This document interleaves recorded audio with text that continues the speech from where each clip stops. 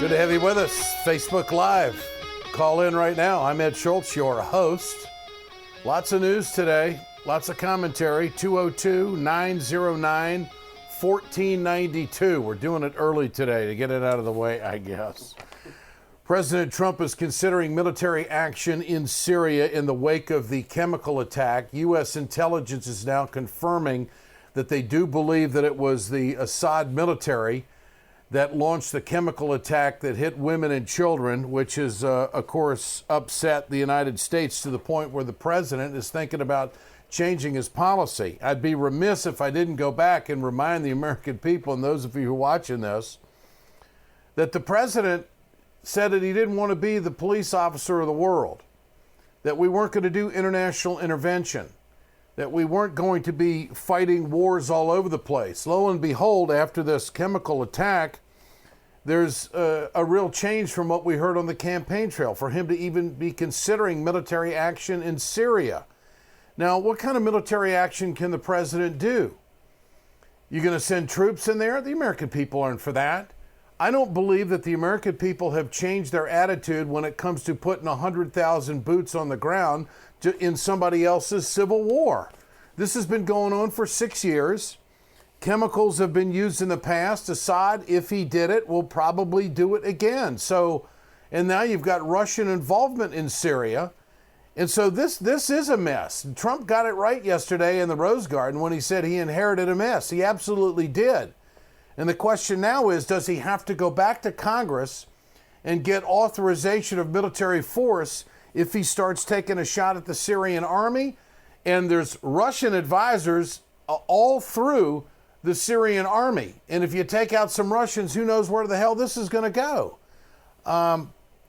So that's where we're at. The president is in a position where he doesn't like telling people what he's going to do militarily, but he is telling aides, and it's leaking out of the White House, that he is considering military action. You can call in and comment on that. 202-909-1492.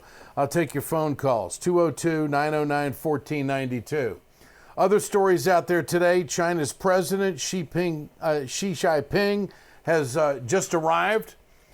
We're going to have Leo Gerard on the news tonight talking about this, the International Steelworkers president, because trade is a big issue with China. The manipulation of currency.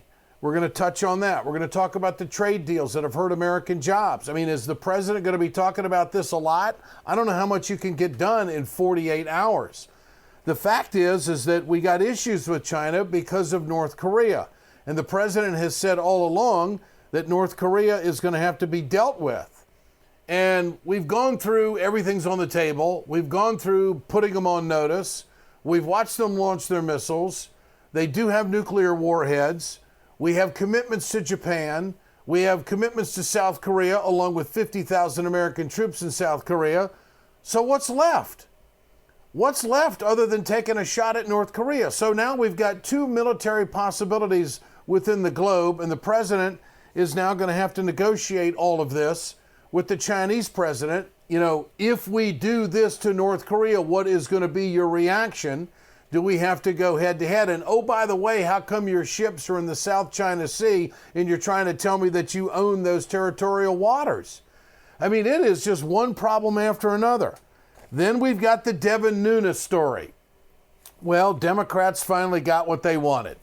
Nunes has stepped aside in the Russian probe, the investigation into Russia, quote, meddling in the election.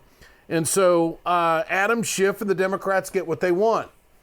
If there was anything that Devin Nunes did, he probably made a mistake by going over to the White House and briefing the president on what he knew.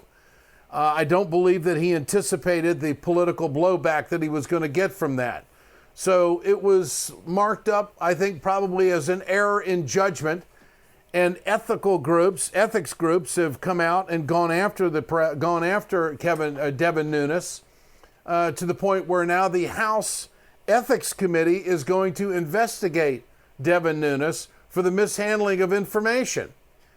So there's a lot of news out there today. 202-909-1492. All right, Ed, let's stick on Nunes. All right.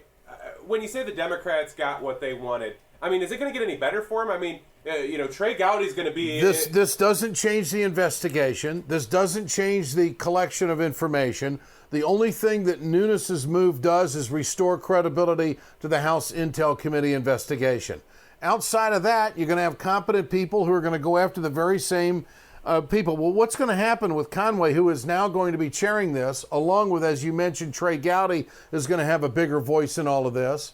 What happens when they want to bring in witnesses to testify behind closed doors? Are the Democrats going to be against that too? I mean, it just wasn't Nunes. So with all of that, let's go to the phones. 202-909-1492. You're on with Ed Schultz. Hello. Hello. Yes, sir. Good to have you with us.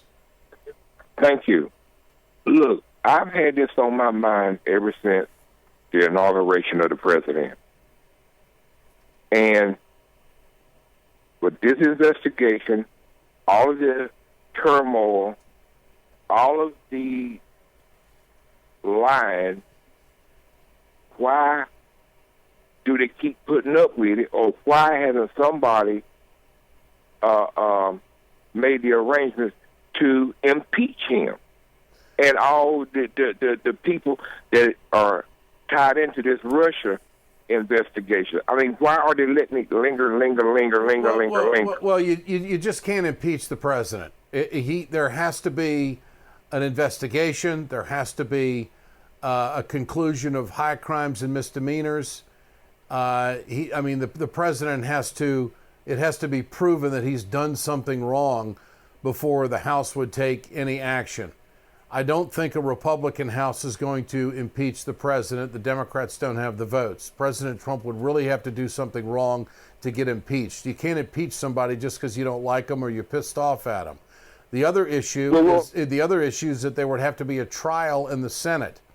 Bill Clinton was impeached, but they never tried him in the Senate.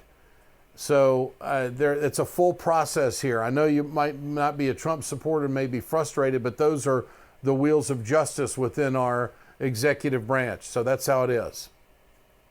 So you're telling me that everything he's doing, the tweeting, all this Russia investigation, none of this is going to lead back to him? You never know. That's why everything's got to run its course. We're not even 100 days into his presidency yet. You got 3 investigations going on. Okay. And so it's going to take time to weed all of this out. And there's going to have to be a lot of people. Let me put it to you this way. It's going to be a long, hot summer, okay? I mean, that's what we're looking at, brother. I mean, that's where it's at. It's going to be a long, hot summer, and you can't get around it. And I think this is there's ups and downs to this. Nunes' statement today about stepping down from this Russia investigation, a probe into Russian involvement into the election. He claims it's political, that there were some outside groups that filed ethics charges against him, and now the House Ethics Committee is going to investigate him. That could have been anything, okay? They could, right? And so, but it's going to be a process, an arduous process, a detailed process of testimony to see if he did anything wrong, and he may get his hand slapped. I don't think he broke any laws. And I think that he wasn't hiding anything, because as soon as he was over at the White House, he stepped out in front of the cameras. He said 2 things that I think are paramount. Number one, he said the information that he saw had nothing to do with the Russia probe. Number 2, he felt like the president, it was his obligation for him as the House Intel chair to tell the president what he saw. And so then the Democrats, of course, went nuts on that and claiming and ginned up enough feeling among watchdog groups that there may be some unethical behavior, and it's caused an investigation now. So this is the process. The good news is we got checks and balances, and I think we'll eventually get to the bottom of all of this. Right. But couldn't it make some of this easier on themselves when you ask them a question, just tell them the truth right from the beginning and go about your business? Let me tell you something. I was in the Rose Garden yesterday at the press conference with the president, and number one, there was about half the media people there. It was not packed like the other press conferences, and I found that very interesting. I don't know if they're just tired of hearing the guy talk, or they didn't think it was important to hear the Jordanian leader. I thought it was very important to hear King Abdullah because he's on the tip of the spear when it comes to fighting ISIS in the Middle East. And so I was over there, and I can tell you that I didn't sense that the president is very sure of himself when it comes to Middle East policy. It was almost as if he didn't know exactly what he was going to say, other than I agree. It was just a heinous act. It was an affront to humanity. The chemical attack. He laid it at Assad's feet, but he said he may be changing his attitude, or did change his attitude. I mean, in one sentence, he said, I may be changing my attitude. It has changed my attitude. I mean, well, which is it, buddy? I mean, I just don't think the president is very sure of himself when it comes to foreign policy right now. And exactly. I don't think he knows what to do. So is he going to go? So this is, it's more than interesting. He did say one thing. He inherited a mess. Hey, I appreciate your call. Thanks for listening. Thanks for calling in. 202-909-1492. I'm Ed Schultz, Facebook Live. You're on with us. Hello. Go ahead. Hey, how you doing? Good. This is Noel. Yes. Yeah, just always watch your show on MSNBC, and saw you had a live telecast, and so I'm calling in to see exactly what are your thoughts on the nomination process, and it's about to go nuclear. And they're about to put. Well, it's a great question. It's a great question. Here's what's happening. The Democrats filibustered Judge Gorsuch. I can understand them, not wanting him to be on the Supreme Court for ideological issues, but he is qualified, and they have done a vetting process on him, unlike any other judge. He should be confirmed. I mean, this past election. Oh wow! That's not that I'm agreeing. I agree with you. I'm an independent. Yeah. To let you know who you're speaking with, I'm an independent, and I agree with you. It's like I like exactly how you're coming out. The point, I'm not coming out, but look, I'm a news guy, and I'm explaining the process here in the fact that this is going to change the dynamic of the Senate. It's going to make it a lot easier if they go nuclear option to get the simple majority of 51 votes, because there's probably going to be another Supreme Court justice who's going to hang it up or maybe tip over within the next 3.5 years. And the conservatives are going to be able to put probably a more extreme right-wing judge on the court, which is really going to tip the balance of scales when it comes to justice in America. So I think this is a pivotal moment. I know there's investigations going on, and there's China in town with the president, and there's North Korea. But wait a minute, this is a fundamental change that's taking place in the judicial system in America, and for the Senate to change the rules and to not listen to the minority voices and to get their judge on the court, and for them to have this riff, I think it's going to have ramifications down the road. It'll be easier to get a conservative judge in next time, because once you've gone nuclear, you might as well do it again. Who gives a damn? Exactly. Who cares what the minority thinks if you're at this point? And it may have a ripple effect for generations to come. Appreciate your call. Thanks for listening. 202-909-1492. I'm Ed Schultz on Facebook Live, and you're on with us. Hello. Hello. I'm curious, is Ed supporting neoliberalism, and what does he like about it? This is Ed. You're talking to Ed. Okay? Oh, hi, Ed. My name is Grace. I'm from Michigan. And I know that you were supporting Clinton, and they are neoliberals now. Are they not? I was never a Clinton supporter. I was a Bernie Sanders supporter. And I'm still a Bernie Sanders supporter. I'm not a Hillary Clinton fan, okay?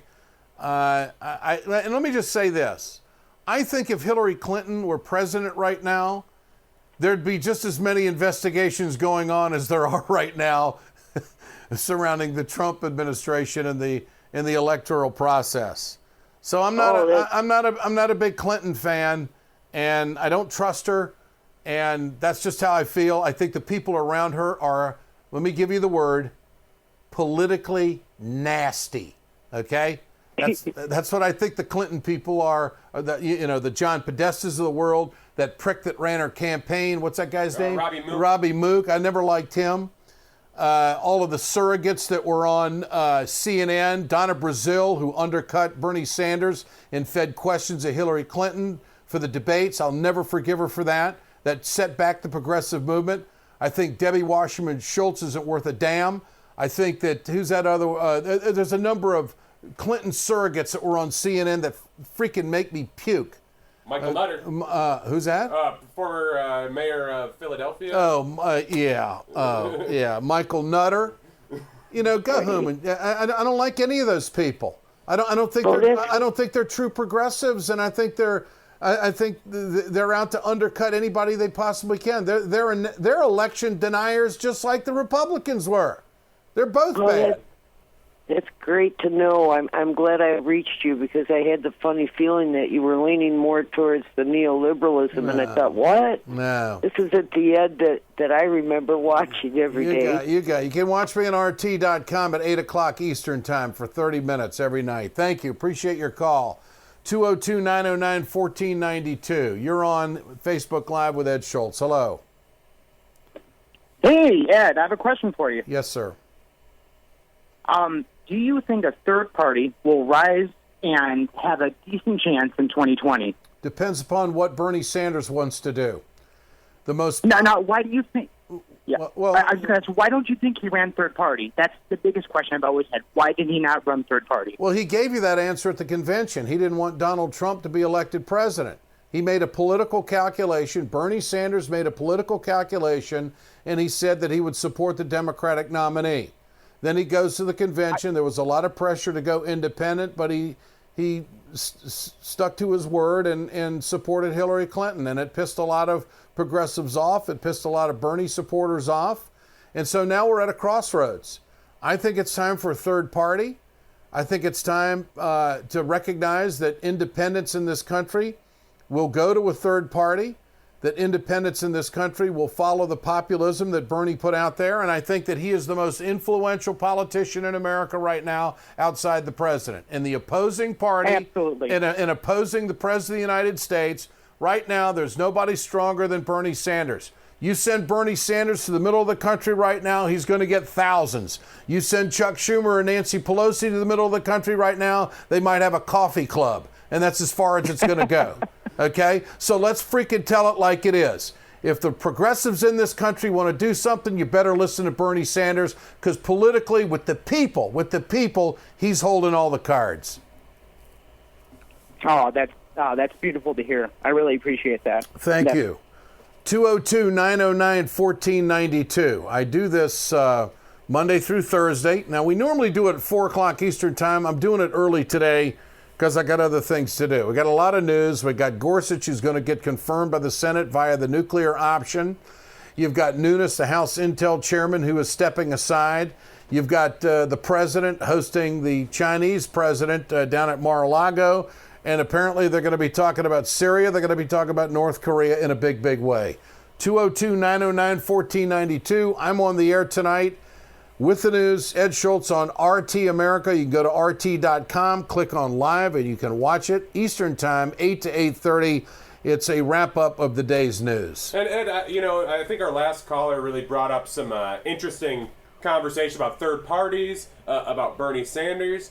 Bernie's on a big push right now that he's proposing a Medicare for All plan. Absolutely. And let me tell you something. Earlier today, Speaker Ryan held a press conference. Obviously, he was asked about Nunes, but they held the press conference to talk about health care and the progress they've made. They haven't made shit, okay?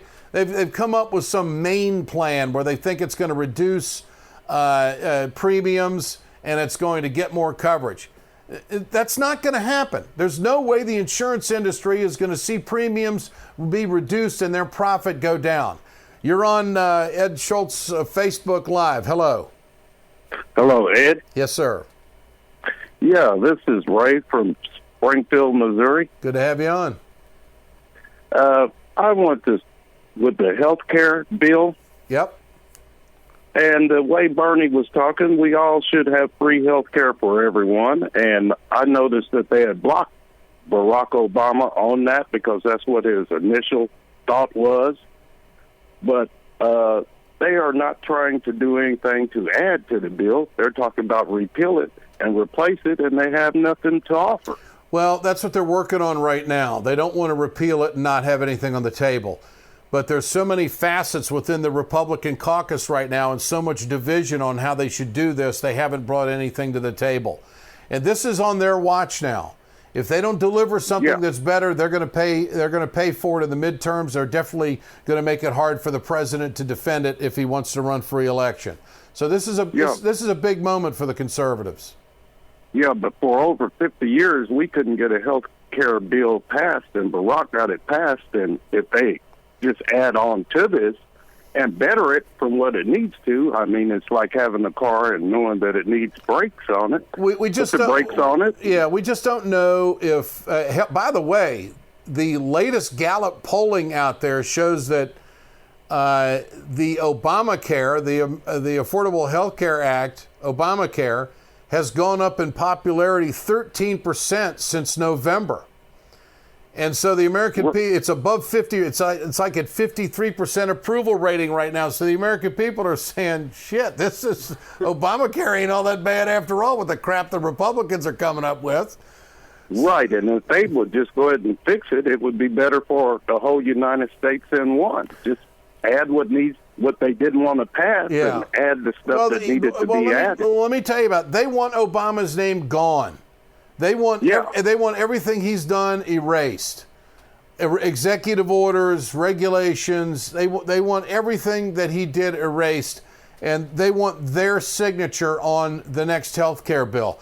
Keep listening. I appreciate your call. I'm here every day. Normally, just check my Facebook. I do it in the afternoons, Monday through Thursday. 202-909-1492. Let's go back to the callers here on Facebook Live. Ed Schultz with you. Hello. Hello. Am I on there? Yes, you are. You're on with Ed. Nice to have you. Oh, my gosh. My dad used to watch you all the time. I'm Kylie. I just moved to Louisiana. Thank you. My concern is with, I know the term comes out all the time, fake news. What my concern is, there's a lot of conspiracy, even when Obama was president, he was going to come take their guns, to promote sales of guns, and then, using language such as clean coal, when, coal is not clean. There's no such thing as clean coal. You can scrub the hell out of it. You can do whatever you want. Right. There's no such thing as clean coal. That's correct. And I just think that a lot of these news broadcasters need to be held accountable, to promoting fake language, in the media. And well, that's why I'm here. That's right. But you need to get back on regular TV and start speaking up, because I tell you, my dad, he joined a coffee group, and they're all so full of Trump coffee. It's just you tell them to watch you tell them to watch RT.com, and they'll see Ed every night, 8:00 Eastern, from 8 to 8:30. I do the news. You'll like it. I guarantee you will. It's straight news, and we call it like we see it. Thank you. I appreciate your call very much. Say hi to your dad. 202-909-1492. I'm Ed Schultz, Facebook Live. You're on with us. Hello. Hello, Ed. Yes, sir. Yes, I'm a long-time viewer. My wife and I love watching on RT. Thank you. And we got a question for you. Why are the powers that be so hell-bent for World War III? You know what? That is a great question. I believe that there are people on Capitol Hill that will not be satisfied until we have a nuclear exchange with somebody. I honestly believe that. I honestly believe that there are lawmakers that want to get into it with Russia, that want to get into it with North Korea, that we can't do it. We should be invading Syria to straighten out their civil war. I didn't feel this way when I was working in New York, but now that I'm working in Washington and I'm around this shit all the time, I'm telling you, that's how these people think. And notice how no one, the Democrats, want to vilify everybody because they're not in power. And the Republicans certainly aren't going to say, hey, let's back off a little bit, because that'll make them look weak. And so we have a military testosterone problem in this country that unless we're bombing the shit out of somebody or invading somebody, we're not the land of the free and the home of the brave. I mean, that's how some of these people think. That it's almost a sign of weakness to negotiate. It's a sign of weakness to say, well, maybe another country's intentions aren't all that jaded to where we stand on issues. It's like we're afraid to look for freaking common ground. We want confrontation at every corner.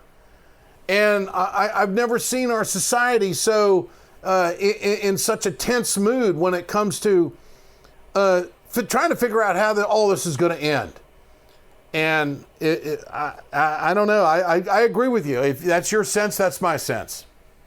I absolutely agree with you, Ed. And I think these people, they want to make money so bad, they don't care if they blow up the world. Yeah. No, that's right. The military machine does a lot of jobs, and it makes a lot of money on Wall Street, and that's what's pushing it. I appreciate your call, buddy. Thanks a lot. I'm Ed Schultz on Facebook Live, 202-909-1492. Hello, you're with us. Thanks for calling. Hey, Ed, thanks for taking my call. This is Leland from California. Yeah, Leland. I just needed your take on this whole thing with, I won't call him by name, but I'll just call him Fake 45. Anyway, look, the impeachment word has been slung around.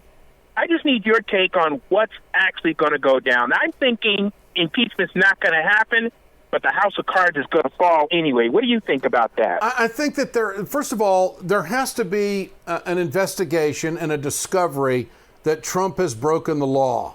There has to be high crimes and misdemeanors. You just can't impeach somebody because you're pissed off at them. You just can't impeach somebody because you don't like them. Okay? And then there also has to be the political balance of where are the American people? Okay, now in my lifetime, we've been through an impeachment of Richard Nixon. The American people wanted him out. Number one, the American people are going to have to want Trump out. Trump's at 35% approval rating. Guess what? That's 10 points higher than George W. Bush.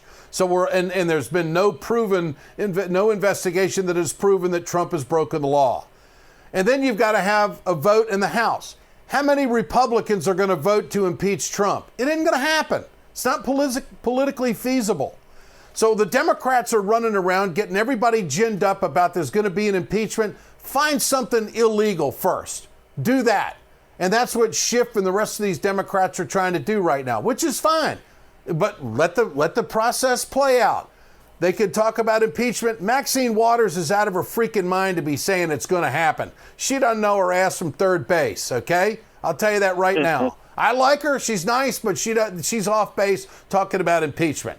You can't talk about impeachment until these investigations come back and we know exactly what has happened and if there is any crime or any misdemeanors committed. Then you've got a whole different ball game. All right? Yeah, well, you have right now, the Republicans in Congress are just stonewalling everything. So, how are we going to get to the bottom of it? Well, no, the Republicans aren't stalling anything. They just can't agree on anything. One of them is health care. Appreciate your call. 202-909-1492. Gosh, we've gone a half hour. I'm actually working for a living here. No golf today. It's raining in Washington. You're on Ed Schultz Facebook Live. Hello. Hi, Ed. I love you like a brother. Thank you. And I want you to know that when they kept switching your time slots at MSNBC, I always called up and complained. I didn't like what they were doing to you. Appreciate that. Social Security. Can I just say this? I have not been on MSNBC since July of 2015, and a lot of callers are still saying, gosh, I still miss you. I appreciate that. That is so nice to hear. I stopped doing 3 hours of radio because I got tired. Hell, I don't want to die early. I like to get I'm not going to work my ass off forever. I mean, come on. I love what I do now. I do the news on RT America. They're great people. They treat me great. I got a lot of freedom. Life is good. And so I really appreciate what you're saying, and I appreciate what the other callers have said about that today, too, and I hope I do a good job for you. So go ahead. All right. Social Security. To me, a simple solution to all this nonsense is raising the payroll from $120,000 to $140,000 and giving something to the other side, which is means testing. I think everything can be means tested. If I become rich, I don't need my $15,000 a year Social Security if I'm making $250,000 when I'm a senior. And to me, that's something that we can give them in a trade for something.